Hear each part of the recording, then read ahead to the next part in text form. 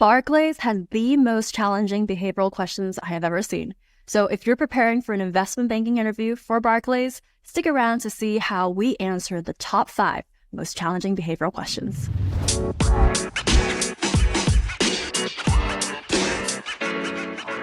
Today we have with us 𝗪𝗪𝗢. He worked as director at UBS and Barclays for the past 11 years and has had a lot of success in the US as well as in the UK. We're going to be asking him all of these behavioral questions. He's also going to tell us why he chose Barclays, so stay tuned for that answer. And towards the end, he's going to tell us some of the best advice he has from mentoring all of our students at the Academy. So stay tuned, and I hope you enjoy. Hi, Tim. Welcome to this mock interview. We're so glad to have you with us. Thank you. So Tim is one of our head mentors. He offers very popular office hours within the Academy, so it's really an honor to have you here. And today we're going to do something special. We're going to do a mock interview. So Tim, why don't you start by telling our audience a little bit more about you? Absolutely. So graduated from the University of Virginia for undergrad with a degree in systems engineering. Fairly quickly into my engineering career, realized I didn't actually want to be an engineer long term. So I ended up doing a master's program at Duke University in engineering management to get a little bit more business background, finance background that I didn't have as an engineering undergrad, and then started my career at a small firm called Enron, which probably most of you are doing case studies on in your classes. But that got me into the energy industry, and I stayed in there for about 4 or 5 years for the start of my career in Houston, Texas. And ultimately, I got to the point where I was working with commercial and industrial clients around structuring their electricity contracts because energy in Texas at the time was completely deregulated. So they were able to basically structure various contracts with different providers. And I really liked the client focus. I really liked the structuring dynamic and the analytical dynamic, being an engineer and super numbers nerd and all of that. But I felt like it was a little bit limited. And I had some friends that were in investment banking at the time and had some conversations with them around the industry, and it actually felt like it was just a fit for sort of where I wanted to take my career next. Still be in a client-facing environment, but doing something a little bit more analytical and a little bit more broad-based around clients with their overall strategic direction and their financial direction of their businesses. So decided to apply to business school, got into University of Michigan, did my 2 years at University of Michigan focusing on finance and accounting. Did a summer internship at UBS in Los Angeles between my first and second year. Accepted a full-time role there to start after my graduation from Michigan, and then moved to Barclays after about 9-10 months at UBS. Just given the dynamic of the world in 2009, things were up in the air and uncertain. So felt like it was the right move for me, and stayed at Barclays for the rest of my career. So I was in Los Angeles basically from 2010 to 2016, at which point, for personal reasons, I took the opportunity to move to London and stayed in London until 2020. And now I'm living in Vienna, Austria with my wife and child. Excellent. Well, thank you for being here. And as you know, a lot of our audience are folks that are breaking into the industry for the first time as a summer analyst or summer associate. So if you could go back in time and think from the perspective of when you're trying to break into the industry. I know, you're all the way to director, both in the US and the UK. So it may be a little challenging, but I'm looking forward to hearing what you have to say. Do my best. It was a while ago, but I'll try and remember. Okay. So the first question, and we're going to focus on Barclays for this interview specifically. Why Barclays? So for you back then, why did you choose Barclays? Absolutely.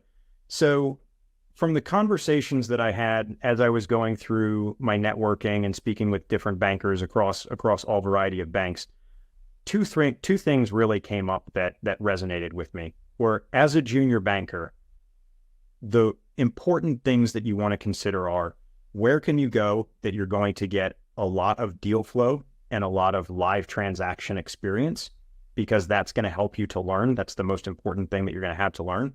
And where can you go that you feel like you're going to fit in from a culture perspective, from the people, feeling like, overall you just enjoy going into the office and the people are looking out for you and taking care of you.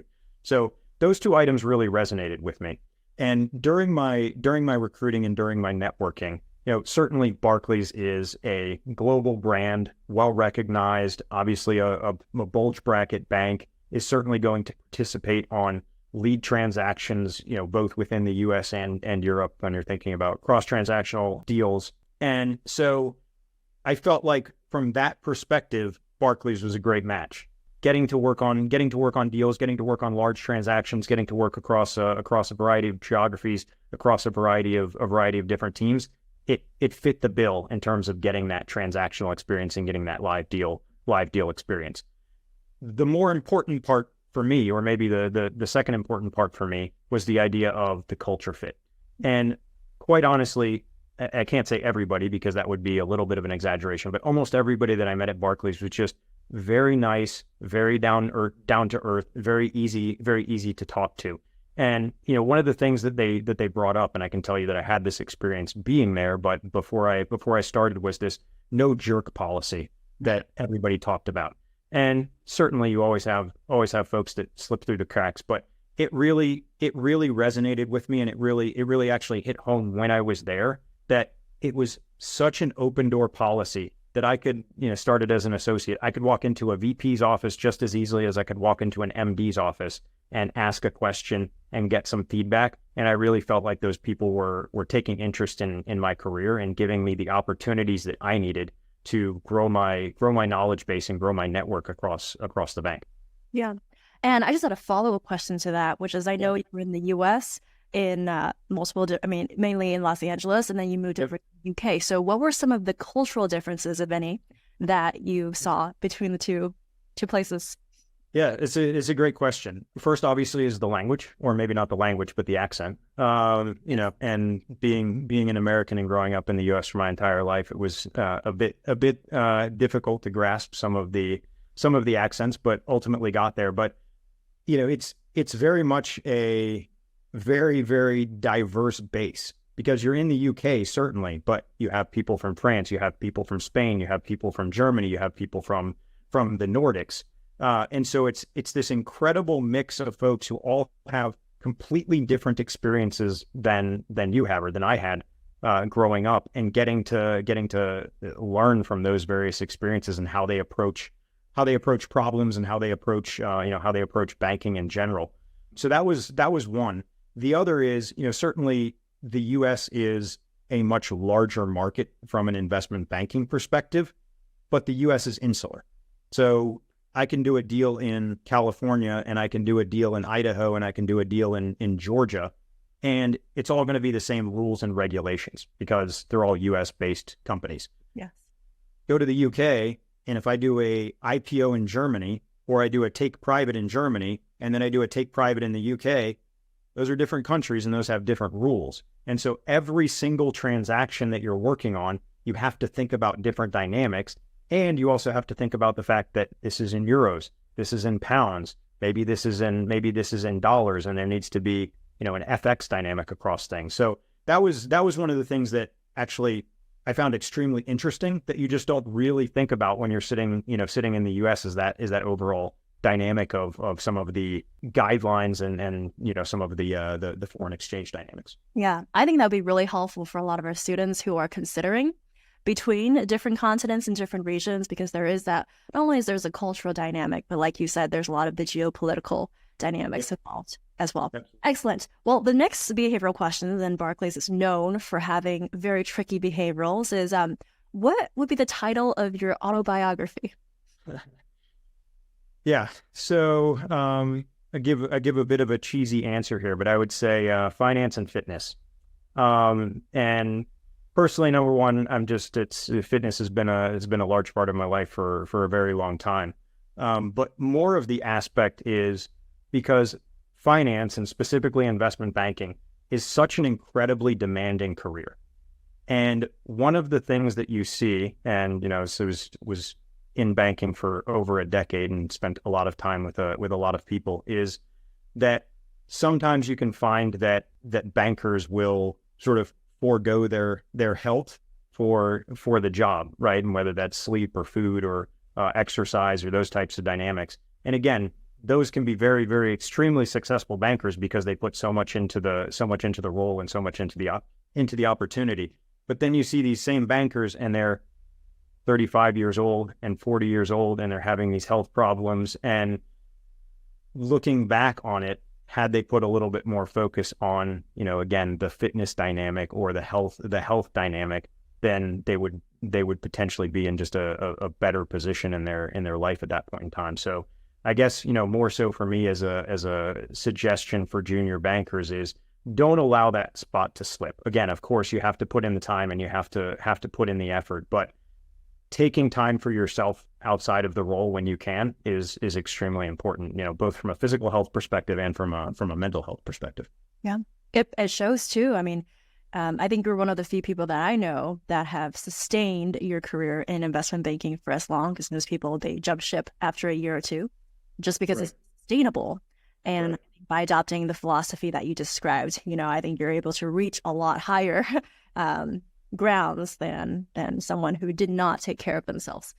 Just right. The idea of a sprint versus a marathon, and of course you need to sprint it first because you want to make sure that you make a name for yourself in the industry and make a name for yourself, I guess, across your bank and establish a good network. But then recognizing, this isn't just 1 year. This could be 5 years. This could be 10 years. This could be 20 years. Yeah. Okay. Who is someone outside of finance you like to have a conversation with? So the name that pops into my head would be the author 𝗪𝗏𝗀𝗀𝗀, who wrote a book called The Unbearable Lightness of Being, which I read quite some time ago, but had a pretty strong impact on me.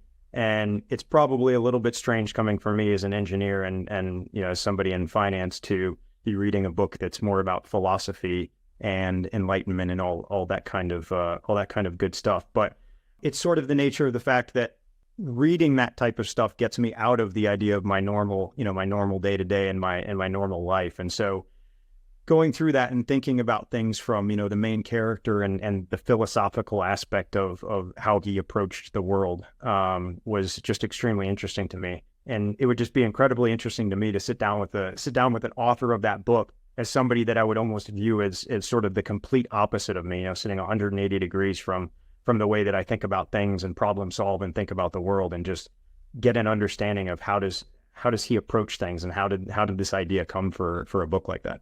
Okay, excellent.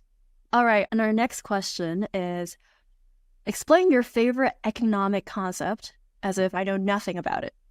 Okay, so I would probably think about putting this in a finance spin on it would be the idea of elasticity and inelasticity.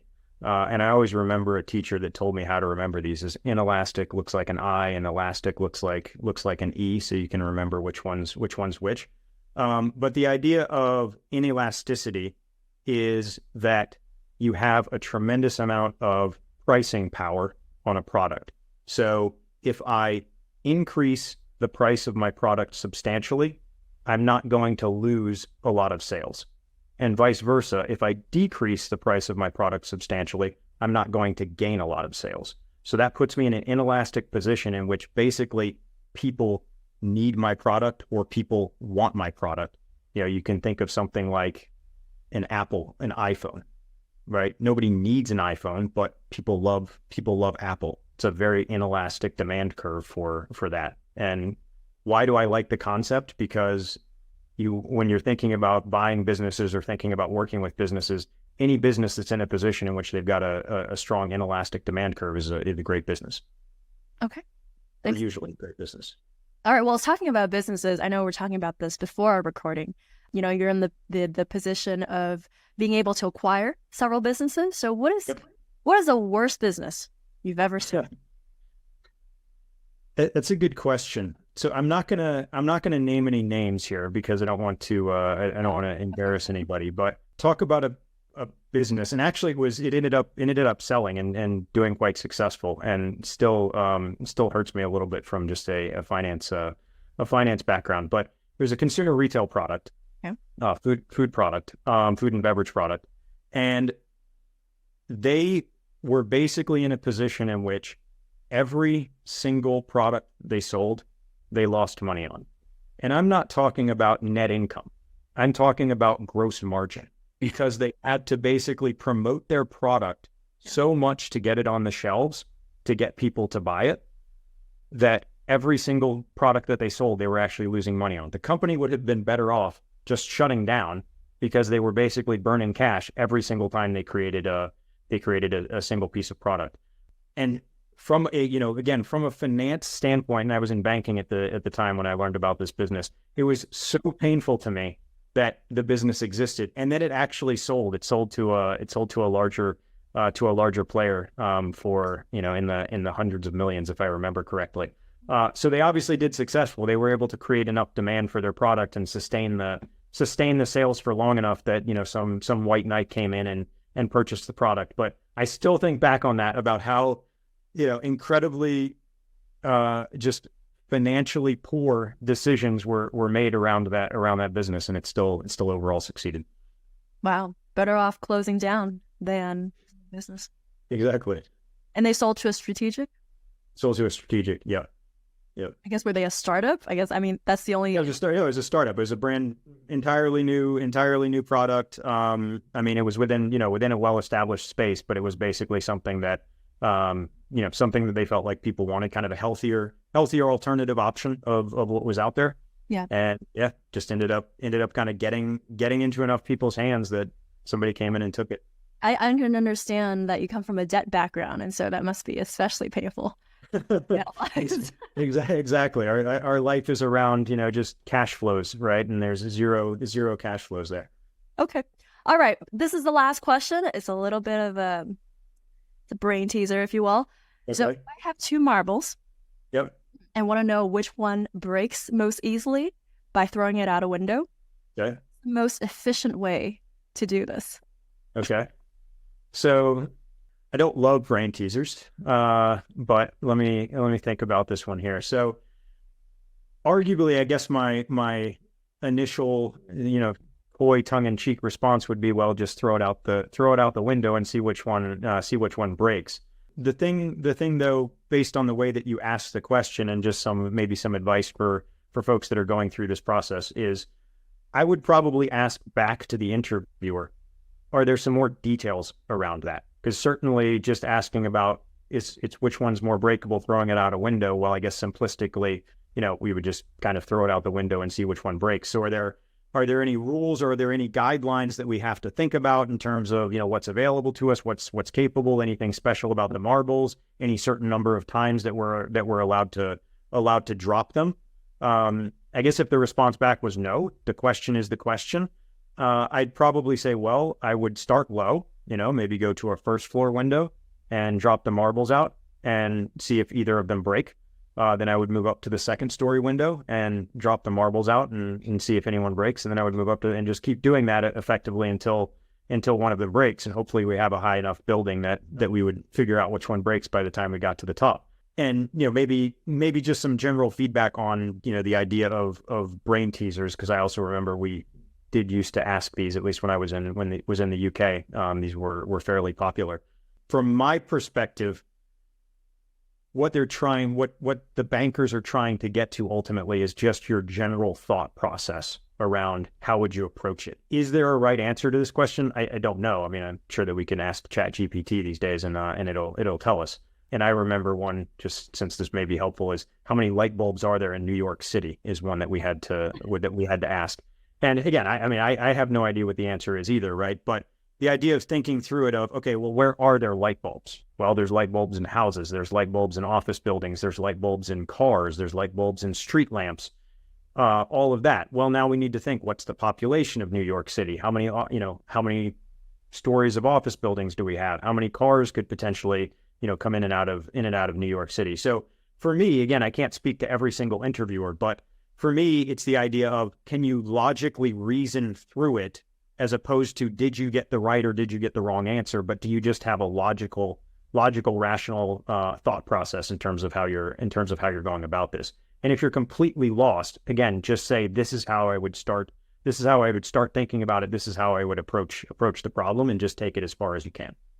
Yeah, that's very helpful, especially even for technical questions. Some of the things that we tell our students is, if you really don't know, it's a really tough question, at least talk about the thought process behind it and what you absolutely and where that gets you to. You might not always get the absolute right answer because it's meant to be challenging, but as long as people can understand your thought process, they can understand how you think, and then they know you're teachable in that respect. Absolutely. It's the classic getting credit for your work on the exam, right? The high school exam or the middle school exam. Write down what you're thinking because maybe you didn't get the right answer, but they'll at least give you partial credit for how you're thinking about it. So yeah, absolutely.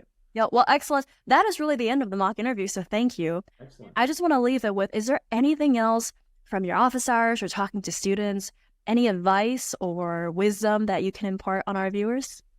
A question that I used to get asked a lot at the end of interviews, what is the biggest thing that you look for in an analyst, or biggest thing that the most important thing that you look for when you're hiring an analyst? And I always thought that was a great question. So feel free to take that if you're looking for questions at the end of an interview. But my response to that was always attitude. It's 100%, from my point of view, the most important thing that you can bring to the table. Again, the job is going to be difficult. The job is going to be demanding. The job is going to be stressful. There's going to be times where you don't think you can handle anymore. You've, put in a bunch of hours and aren't sure that you can make it. And flipping that switch and putting the attitude towards, well, I'm learning from everything that I'm doing. And I know it's hard when you're sitting in the office at 2 a.m. and, formatting a PowerPoint presentation or going through a turn from an MD. But thinking about going through it, why did the MD make these comments? Why did he or she think about this is how the question should be asked, or this is how the page should be created? And trying to process all of that as you're going through and utilizing everything as a learning opportunity rather than okay, I just have to get through this because once this is through, I'm done.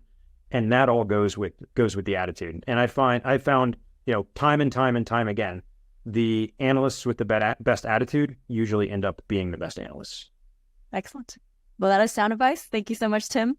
Absolutely.